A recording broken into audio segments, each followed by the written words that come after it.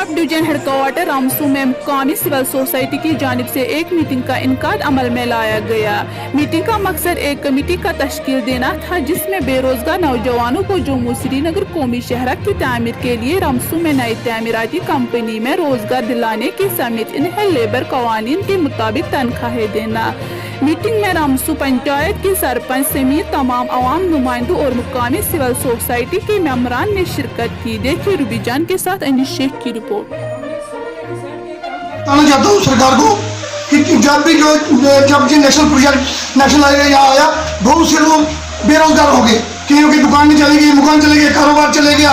यहाँ पे बेरोजगारी बहुत थी और यहाँ के लेबर को मजदूरी नहीं दी गई, हालांकि मजदूर भी बाहर से लाए गए। ये तो बिल्कुल बेइंसाफी है। और जो नई कंपनी आ रही है, हम उसको ये कहना चाहते हैं कि जो भी मजदूर लगाएं, ड्राइवर लगाएं, प्लम्बर लगाएं, जो जिस काबल है वो यहाँ के लोकल लगाएं।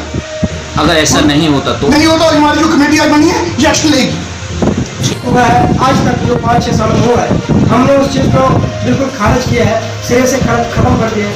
आज नई एक शुरुआत है, आज एक नई जंग हुई, यहाँ पे जंग का ऐलान हुआ है और यहाँ पे कमेटी तश्कील दी गई है, जिस कमेटी में chairman, president, vice president, secretary और मेंबर्स इसी पंचायत के लोगों को रखा दिया है, ताकि कल अगर कोई भी यहाँ पे कंपनी आती है, हम उस कंपनी को सपोर्ट करने के लिए तैयार हैं।